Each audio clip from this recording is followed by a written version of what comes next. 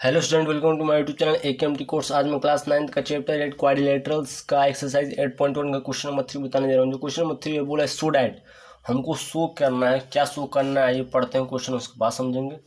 Show that कि if the diagonals of a quadrilateral bisect each other at right angles then it is a rhombus. ठीक, मतलब कोई quadrilateral ABCD है, ठीक, उसका दोनों डायगोनल्स AC और BD आपस में इंटरसेक्ट होके, पहले तो इंटरसेक्टे हुए वो बाइसेक्ट हो जा रहे हैं, मतलब समझिए कट पीट गए दोनों। ठीक, उसके बाद कटने के बाद जितना हमारा ये O है, ठीक, OA है, उतना हमारा OC भी हुआ।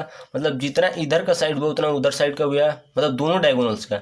वैसे यहाँ पास जितना OB होगा उतना हमारा OD भी होगा, ऐसा कंडीशन बता रहा है। ठीक, मतलब bisect each other, bisect each other मतलब क्या, दोनों इक्वल पार्ट में डिवाइड हुए एट राइट एंगल्स। अब राइट एंगल्स क्या है, यहाँ पर जो एंगल्स फॉर्म होंगे जहाँ से बाइसेक्ट हुए हैं वहाँ पास चारों को चारों एंगल्स क्या होंगे, 90 डिग्री। ठीक, मतलब ये चारों एंगल्स देखा जाए तो 90 डिग्री है। ठीक, लिख मैं हो गया, लिखता नहीं हूँ, गिवन में लिख दूंगा। यहाँ पास चारों एंगल्स 90 डिग्री है। चलिए आइए गिवन लिख देते हैं। गिवन, गिवन में हमारा जो सबसे पहला कॉन्सेप्ट होना चाहिए वो क्या दिया है। ठीक, तो ABCD क्या है, क्वाड्रिलेटर है जिसमें दोनों डायगोनल्स बाइसेक्ट कर रहे हैं। तो बाइसेक्ट मतलब जितना OA होगा उतना हमारा OC होगा। ठीक, और जितना हमारा OB होगा उतना हमारा OD होगा। ये कॉमा है। ठीक, ये हमको गिवन में दिया है। ठीक, और उसके बाद सेकेंड चीज गिवन में दिया है कि यहाँ पास जो चारों एंगल्स फॉर्म होंगे वो 90 डिग्री होगा। ठीक, तो यहाँ पास एंगल 1, एंगल 2, एंगल 3, एंगल 4, जो चारों एंगल्स हैं 90 डिग्री हैं। Angle 1 equal to angle 2, angle equal to angle 3 equal to angle 4 equal to 90 degree. चारों के चारों एंगल्स जो है 90 डिग्री के इक्वल है। ठीक, ये हमको गिवन में दिया है क्योंकि यहाँ पास राइट एंगल बोला है ना जहाँ पास बाइसेक्ट हुए। टू प्रूव, प्रूव में वो क्या करना है कि जो क्वाड्रिलेटरल है वो एक रोम्बस है। मतलब ABCD क्वाड्रिलेटरल है पहले तो, इज अ रोम्बस। रोम्बस हमको ये सिद्ध करना है कि ABCD हमारा एक रोम्बस है। तो रोम्बस तभी पॉसिबल होगा जब इसका चारों साइड इक्वल आ जाए। इक्वल आ जाए तो इक्वल कब आएगा भाई, इक्वल कब आएगा, या तो हम दोनों ट्रायंगल्स को कॉन्ग्रुएंट प्रूव करें। जैसे यहाँ से देखा जाए तो एक लेफ्ट का ट्रायंगल और एक राइट का ट्रायंगल उठाए, दोनों कॉन्ग्रुएंट प्रूव करें तो AD BC के इक्वल होगा। ठीक, पहला चीज। और दूसरा चीज मतलब वही चीज़ है, और वैसे यहाँ पास करेंगे तो इस ऊपर और नीचे वाले ट्रायंगल को कॉन्ग्रुएंट प्रूव करेंगे तो AB इसके साथ इक्वल हो जाएगा। ठीक, लेकिन एक आसान तरीका भी है, क्यों ना हम इस पूरे क्वाड्रिलेटरल को पैरेललोग्राम प्रूव कर दे, उसके बाद हम यहाँ से आसानी से निकाल सकते हैं। पैरेललोग्राम में क्या होता है, अपोजिट साइड्स जो होती हैं, पेयर ऑफ अपोजिट साइड्स वो इक्वल होते हैं, तो इक्वल प्रूव करके रोम्बस कर देंगे। तो पहले हम इसको जो क्वाड्रिलेटर है इसको पैरेललोग्राम प्रूव कर देते हैं, उसके बाद आ जाएगा। टू प्रूव हमको ABCD रोम्बस करना है ना, तो यहाँ पास लिख भी दूंगा, मैं लिख देता हूँ। रोम्बस में क्या आता है, जो अपोजिट साइड्स होते हैं, नहीं चारों साइड इक्वल होते हैं ना, हमको रोम्बस में ही ना करना है प्रूव। जो चारों साइड्स होती हैं ध्यान दीजिएगा वो इक्वल होती हैं, तो AB किसके इक्वल होगा, AB हमारा हो जाएगा BC के पहले, BC किसके इक्वल होगा, CD के, CD की किसके इक्वल होगा, AD की।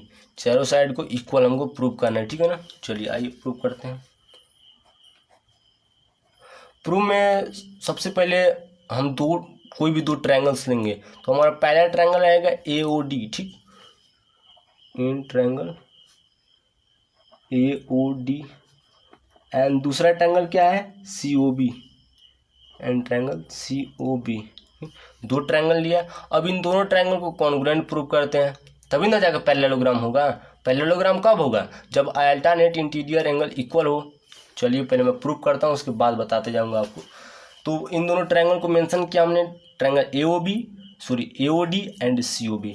तो इसमें इन दोनों में हमको गिवन में क्या मिला कि जितना हमारा, देखिए दोनों ट्रायंगल का जितना हमारा OA है, OA उतना हमारा OC भी है, हमको गिवन से मिल गया। ठीक, यहाँ पास OA है, एक ही चीज़ है, हमको कहाँ से मिला, गिवन से मतलब इस ट्रायंगल का वो जो साइड है वो दूसरे ट्रायंगल का उसी साइड के इक्वल है। सिमिलरली करके यहाँ पास O D equal to O B कर लीजिए, ये भी हमको गिवन से मिल गया। और उसके बाद एंगल 1 किसके इक्वल है, एंगल 2 के। भाई दोनों ट्रायंगल में एंगल 1 और एंगल 2 क्या है, 90 डिग्री है, ठीक 90 डिग्री है। तो हमको क्या मिल गया, एक साइड मिला, एक साइड मिला और एक एंगल मिला। तो by side angle side congruency rule के तहत आप साइड साइड एंगल भी लिख सकते हैं, लेकिन ये अच्छा नहीं लगेगा, ठीक। तो आपको साइड एंगल साइड लिखना पड़ेगा। तो side angle side congruency rule के तहत दोनों ट्रायंगल ए ओ डी, ठीक है ना, triangle A O D congruent to triangle C O B, ठीक ठीक, दोनों ट्रायंगल कॉन्ग्रुएंट हो गए। दोनों ट्रायंगल जब कॉन्ग्रुएंट हो गए तो हम ए डी जो है वो सी बी के साथ इक्वल कर सकते हैं। ए डी जो है किसके साथ इक्वल कर सकते हैं, सी बी के साथ, इक्वल हो गया, ठीक। सी पी सी टी से A D equal to C B, C P C T से, ठीक।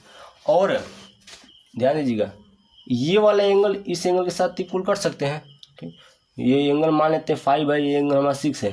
तो एंगल 5 एंगल 6 के साथ इक्वल नहीं हो सकता है, कॉरस्पॉन्डिंग एंगल तो है। तो सी पी सी टी से भी इक्वल हो जाएगा।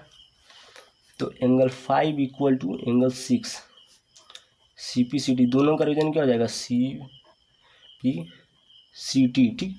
दोनों हमारा सी पी सी टी से हो गया। चलिए अब दोनों सी पी सी टी हो गया तो एक चीज़ और देख लीजिए, चूँकि यहाँ पास अगर देखा जाए एंगल 5 और एंगल 6 पर कोई नज़र डाला जाए, देखिए ये जो एंगल्स हैं कुछ इस प्रकार के फॉर्म हो रही है। मतलब देखिए ध्यान से देखिए, दो जो साइड्स है देखा जाए, दो साइड के अंदर ये दोनों एंगल हैं। तो जनरली सी बात है ये इंटीरियर एंगल होगी। और यहाँ पास एक खास बात है कि इंटीरियर एंगल दोनों इक्वल है। तो ये इंटीरियर एंगल ना हो कि अल्टरनेट इंटीरियर हो गए। तो अल्टरनेट इंटीरियर इसको एंगल बोल सकते हैं, ठीक। इसको हम अल्टरनेट इंटीरियर एंगल बोल सकते हैं। तो जब अल्टरनेट इंटीरियर एंगल हम बोल दिए, ध्यान दीजिएगा, तो जो ए डी है इसके पैरेलल हो जाएगी, सी बी के पैरेलल हो जाएगी ना, A D parallel to C B. यहाँ पास आप लिख सकते हैं कि यहाँ से जो भी कंक्लूजन निकला ये का अल्टरनेट इंटीरियर है। तो हमारा ए डी जो होगा पैरेलल हो जाएगा बी सी के, ठीक। ए डी पैरेलल हमने बी सी कर दिया क्योंकि ये एक अल्टरनेट इंटीरियर है। तो यहाँ से A D parallel to B C हुआ, ठीक। ए डी किसके हो गया, पैरेलल बी सी के। और यहाँ पास इक्वल भी है, ए डी किसके इक्वल है, बी सी लिखिए या सी बी एक ही चीज़ है, सी बी की इक्वल भी है, ठीक। तो यहाँ पास हमको क्या कंक्लूजन मिला, हमने पढ़ा था कि पेयर ऑफ टू साइड्स, ठीक, opposite sides are equal and parallel. अगर ऐसा कंडीशन है तो जो ए बी सी डी है वो क्या हो जाएगा, पैरेललोग्राम हो जाएगा। तो यहाँ से हमारा कंक्लूजन निकल गया, यहाँ से जो भी कंक्लूजन निकला, therefore A B C D is a parallelogram, ठीक। पैरेललोग्राम हुआ, तो पैरेललोग्राम हुआ तो यहाँ से हम लिख सकते हैं जो हमारा ए डी है, ठीक, ध्यान दीजिएगा ए डी वो किसके इक्वल, बी सी के इक्वल होगा। वैसे हमारा ए बी जो है वो सी डी के साथ इक्वल हो जाएगी। ए बी जो है वो सी डी, ए बी जो है वो सी डी के साथ इक्वल हो गई, ठीक। तो ये हमारा कंक्लूजन निकल गया, ठीक। अब ये हमारा कंक्लूजन निकल गया, ठीक। तो इसको इक्वेशन फर्स्ट मान लीजिए, इसको सेकेंड इक्वेशन मान लीजिए, ठीक। तो हमने अभी क्या क्या है, ए देखिए ए डी को ध्यान दीजिएगा, ए डी को इसके साथ इक्वल किया, ए बी को इसके साथ इक्वल किया। लेकिन हमको देखिए pair of two opposite sides है उसको इक्वल कर दिया, लेकिन हमको चारों एंगल को इक्वल करना है। हमने दो एंगल को इक्वल कर दिया, दो साइड को इक्वल कर दिया, लेकिन यहाँ पास चारों साइड को इक्वल करना है। तो जनरली सी बात है कि अब इन दोनों ट्रायंगल को भी हमको कॉन्ग्रुएंट प्रूव करना पड़ेगा, या इन दोनों ट्रायंगल को, ठीक। अब इन दोनों ट्रायंगल को कॉन्ग्रुएंट प्रूव करने का मतलब समझिए, हमको ये वाला जो साइड है इसके साइड इक्वल है और ये वाला साइड इसके साइड इक्वल है। तो हमको सीधे सीधे मतलब है कि इन दोनों में से किसी को इक्वल कर दीजिए, इस साइड को इस साइड के साथ इक्वल कर दीजिए, या इस साइड को इस साइड के साथ इक्वल कर दीजिए, ठीक। जैन सी बात है कि सिंगल क्रॉस और डबल क्रॉस को इक्वल करना है हमको। जब ये इक्वल हो जाएगा तो चारों साइड से इक्वल हो जाएंगे। तो आप सिमिलरली करके यहाँ पास लिख लीजिएगा,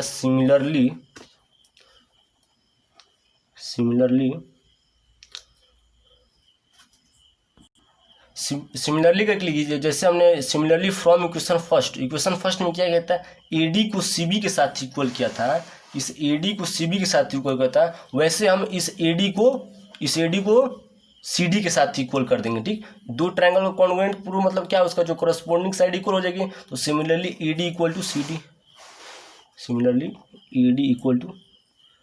डी, ठीक ठीक।